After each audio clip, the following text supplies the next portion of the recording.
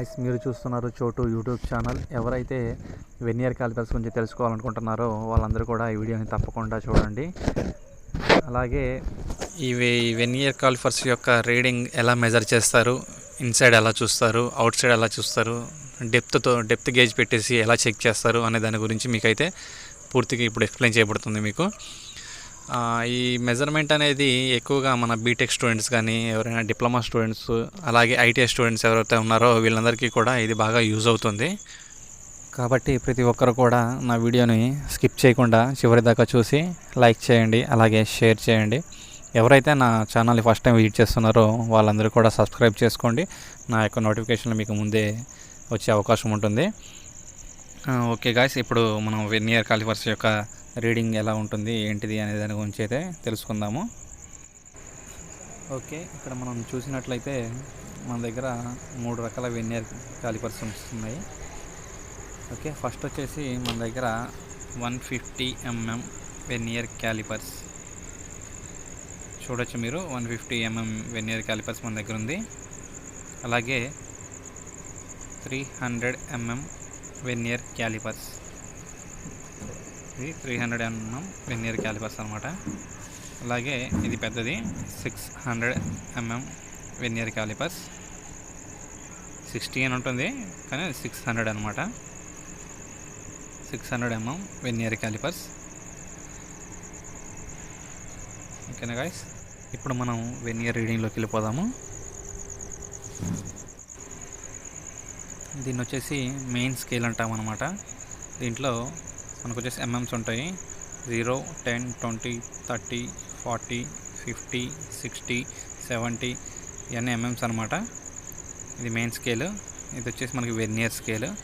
Veneer స్కేల్లో 10 points ఉంటాయి అన్నమాట. అలాగే వెనియర్ యొక్క లీస్ట్ కౌంట్ వచ్చేసి 0.02, అంటే మన వెనియర్లో 0.02 mm వరకు కూడా మనం మెజర్ చేయొచ్చు అనమాట. దీన్ని వచ్చేసి మనం ఫిక్స్డ్ జా అంటాము. ఇది ఫిక్సింగ్గా ఉంటుందన్నమాట.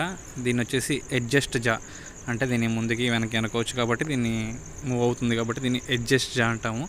ఇది మనకి డిస్టెన్స్ కొలవడానికి యూజ్ అవుతుంది. అలాగే ఓడి ఇది వచ్చేసి ఇన్సైడ్ జా అంటారు.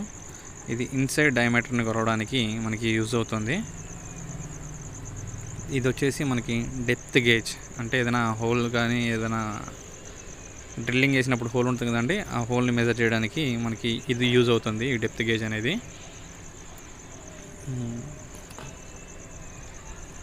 అలాగే దీన్ని వచ్చేసి మనం లాకింగ్ స్క్రూ అంటాం అనమాట. అంటే అటు ఇటు మూవ్ అవ్వకుండా లాక్ చేసుకోవడానికి మనకు వస్తుంది. దీన్ని వచ్చేసి మనం అడ్జస్ట్ స్క్రూ అంటాము. అటు ఇటు ముందుకు వెనక్కి జరపడానికి యూజ్ అవుతుంది అనమాట. దీన్ని అడ్జస్ట్ స్క్రూ అంటాం మనం. ఇది వెనియర్ కాలిపర్స్. ఇది ఇప్పుడు మనకి చూసినట్లయితే 00 రీడింగ్ ఉందన్నమాట. ఓకేనా గాయ్స్, 00 రీడింగ్ ఉంది. ఇప్పుడు మనకి ఇది 1 mm అనమాట. అలాగే ఇది 2 mm, ఇది వచ్చేసి 3 mm. ఓకేనా గాయ్స్,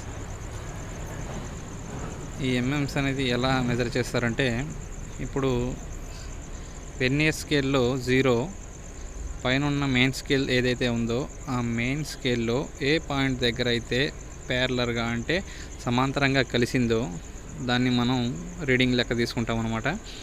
ఈ 0 అనేది ఇప్పుడు 1 mm, 2 mm, 3 mm, 4 mm, 5 mm ఇవన్నీ ఎంఎంస్ అనమాట.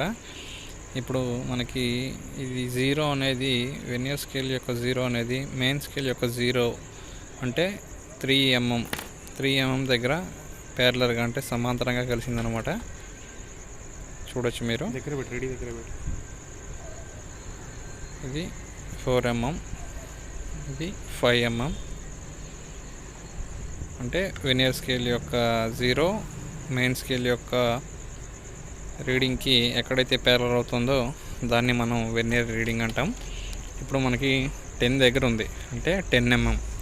ఆ 10 mm అనేది వెనియర్ స్కేల్ యొక్క 0కి ప్యారలర్గా సమాంతరంగా కలిసింది కాబట్టి దీన్ని మనం 10 mm అనుకుంటాము. అలాగే మీరు చూసినట్టయితే ఇది 12 mm,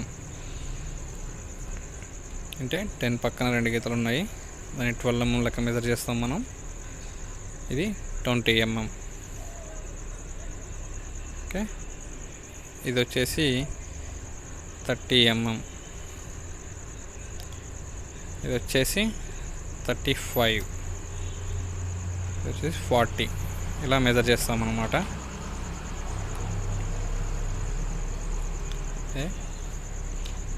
ఇప్పుడు మనం 0 చేసేసాము. ఇప్పుడు వీటిని పాయింట్స్ అంటారు అనమాట. ఇప్పుడు మనం పాయింట్స్ చూద్దాము. 1 పాయింట్, 0.2, 0.3, 0.4, 0.5, 0.6, 0.7, 0.8, 0.9, 0.10. వీటన్నిటిని కూడా పాయింట్స్ అంటారు. ఎవ్రీ 1 mm అంటే ప్రతి ఒక్క 1 mmకి కూడా 10 పాయింట్స్ ఉంటాయి అన్నమాట. ఓకేనా, ఇవి 10 పాయింట్స్. ప్రతి ఒక్క 1 mmకి 10 పాయింట్స్ ఉంటుంది. mmకి మధ్యలో 10 పాయింట్స్ ఉంటాయి అన్నమాట. ఇప్పుడు మీరు చూడొచ్చు దాన్ని ఎలా మెజర్ చేస్తారనేది దాని గురించి కూడా చెప్తాను నేను.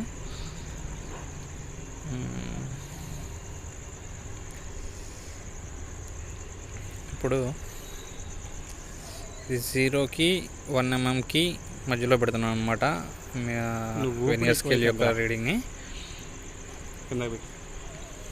చూడండి, వెనియర్ స్కేల్ మెయిన్ స్కేల్ యొక్క రీడింగ్కి 1 mmకి 0కి మధ్యలో ఉంది. అంటే 0.1, 0.2, 0.3, 0.4, 0.5. అంటే ఈ పాయింట్స్ ఏదైతే ఉన్నాయో అవి మెయిన్ స్కేల్లో ఎక్కడ ప్యారలర్ అయ్యాయో చూసుకోవాలి. ఇందాక 0 ప్యారలర్ అయింది చూసుకున్నాం కదండి. ఇప్పుడు వెనియర్ స్కేల్ యొక్క మెయిన్ స్కేల్లో ఎక్కడ ప్యారలర్ అయిందో చూసుకోవాలి. ఇప్పుడు మనకి 0.5 దగ్గర ప్యారలర్ అయింది. చూడండి,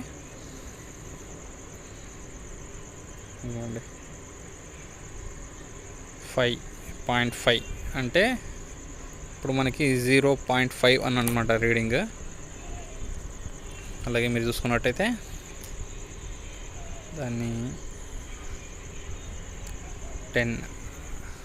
10 mmకి 11 mmకి మధ్యలో సెట్ చేద్దాము. ఓకే, మనం చూద్దాము 10 mm అలాగే 11 mm మధ్యలో 0 అనే దాన్ని వెనియర్ స్కేల్ యొక్క 0ని మెజర్ చేసాము. ఇప్పుడు చూడండి, మనం 0.1, 0.2, 0.3, 0.4, 0.5, 0.6. 0.6 దగ్గర మెయిన్ స్కేల్ యొక్క రీడింగ్ ప్యారలర్ అంటే సమాంతరంగా కలిసి ఉందన్నమాట. ఓకేనా, దీన్ని మనం 10.6 అంటాము. 0.1, 0.2, 0.3, 0.4, 0.6. ఓకే, 0.6 దగ్గర కలిసి ఉంది, దీన్ని 10.6 అంటాము. అలాగే ఇప్పుడు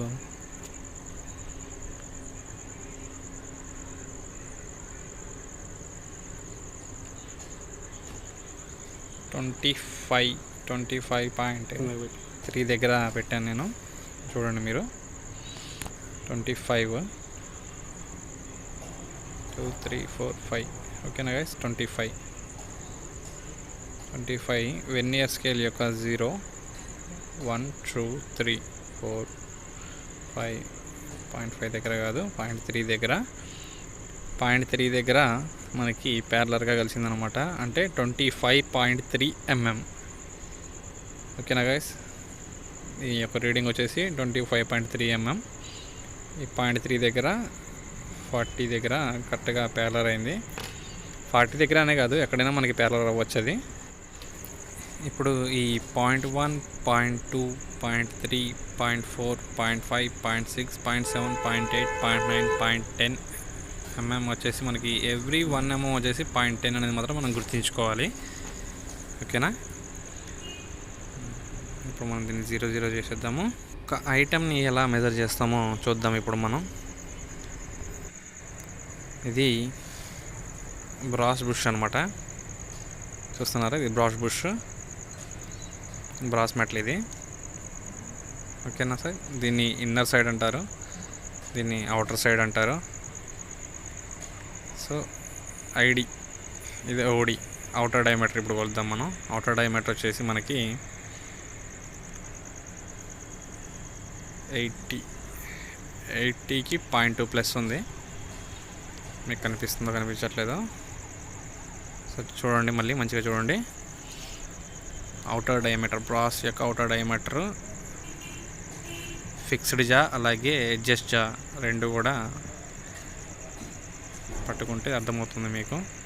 చూడండి, రీడింగ్ వచ్చేసి మనకి 80 మెయిన్ స్కేల్ యొక్క 80, వెర్నియర్ స్కేల్ యొక్క 0.2, వెర్నియర్ స్కేల్ 0.1.2 అంటే 80.2 ఉందన్నమాట.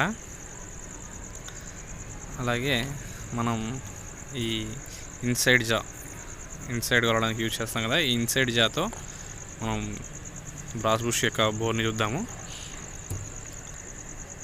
ఈ బోర్ వచ్చేసి మనకి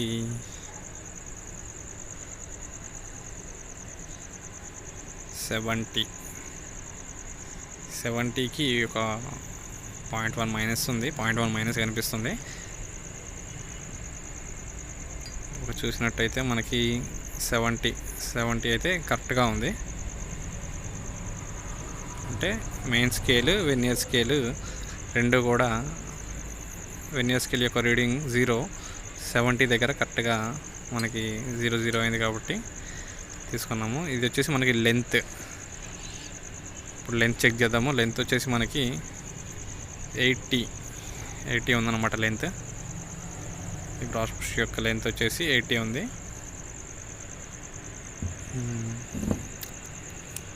ఓకే గైస్, ఇప్పుడు మనం డెప్త్ ఎలా చెక్ చేయాలని అనుకుని తెలుసుకుందాము. Depth gauge. ఇప్పుడు ఈ హోల్ ఉంది కదా, ఇప్పుడు ఈ హోల్స్ వేసాం మనము డ్రిల్లింగ్ అండ్ ట్యాపింగ్.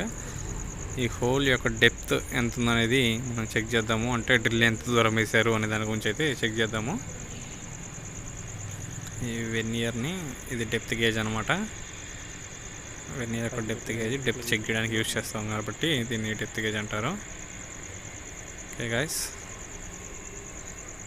ఓకే, వెర్నియర్ని ఎప్పుడైనా సరే డెప్త్ గేజ్ని ముందు లోన పెట్టుకొని వెర్నియర్ని కింద జరుపుకోవాలి.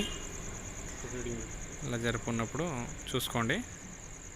దీని యొక్క రీడింగ్ వచ్చేసి మనకి 40 ఉందన్నమాట. 40 దగ్గర కరెక్ట్గా ప్యారలల్గా ఉంది.